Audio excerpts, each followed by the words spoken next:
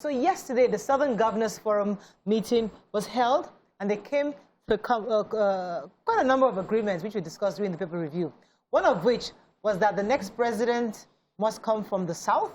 And they also said quite a few things on the electoral process, especially with the new bill that we're trying to get the National Assembly to pass this July. What are your thoughts on exactly the issue of electoral process? One that stuck out to me was the fact that they want a cap on the nomination forms. You know how different parties, 50 million, 20 million, they said there should be a uniform cap on the cost of nomination forms from political parties. They're asking that the electronic results from polling unit centers must be to a dedicated server. They're also saying that reducing the net spent on elections, asking a senatorial candidate to spend 1.5 billion is putting money over service. And for a presidential candidate to be able to spend 15 billion is selling your democracy for money.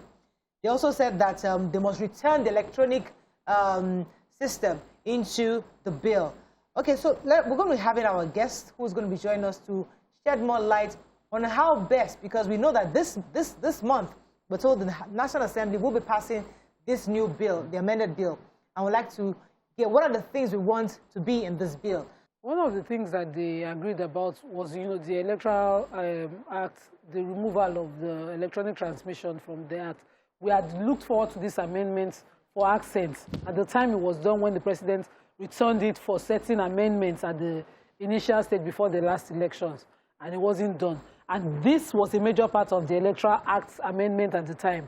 So now that they have passed it into law, and that integral part that allows, for certain people to carry a much more number of people was taken out. Also, the diaspora community are not given an opportunity, if the electoral transmission of results and electoral voting is not included, to join this vote. So for me, that worries me. There's a protest going on right now at the National Assembly, and our guest is right there with our reporters.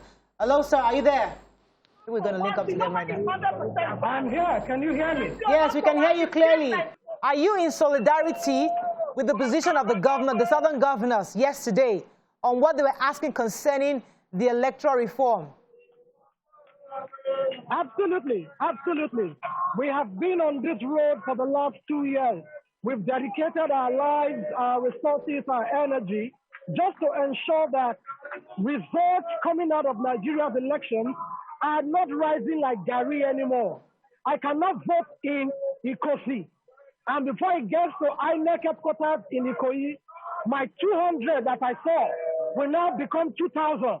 And let me say this, what the Southern Governors did was not for themselves, was for the North, was for the South, was for the East, was for the West. Because the truth is this, how do we say it to the world? That in 2021, Nigeria will still conduct election in 2023, and we cannot transmit those results electronically. It is an aberration that our generation will not take. So on the issue of electronic transmission of results, I'm in solidarity with the Southern Governor. Loud and clear. Right, so what is your objective right now at the National Assembly? Who do you hope to see and hope to meet? Because I see cars passing behind you. Have you seen any lawmakers so far? Do you hope to see anybody? Or you're just protesting and hoping to get some kind of attention from the media? So what we're doing today is what we call the last mile advocacy. We are not trying to see anybody. We have seen them one-on-one. We've seen them at the public hearing. We saw them at the committee stage. We saw them at the harmonization stage. We saw them at the constitution review stage. We had conversations with them. We drank water. We dined. And they promised us that this country's election will become better because of what we are working on. Today is not about seeing them. Today is about getting the Nigerians who voted for them to come to their office, to tell them that they will not sleep, they will not rest. So what has happened today is that today we put out a call to everyone. And Aisha Yusufu is here. I think I saw Dejiabeya and Drew. I saw Aria. I saw a lot of people. Right. People who don't agree politically are together here today saying one thing. Right. Transmit results electronically. Okay. And let me say this, Moradeo. How can you tell me that the president can spend 15 billion to have an election in this same country. Where to get people? Look, let me show you. Look at security men behind me, everywhere, in solidarity.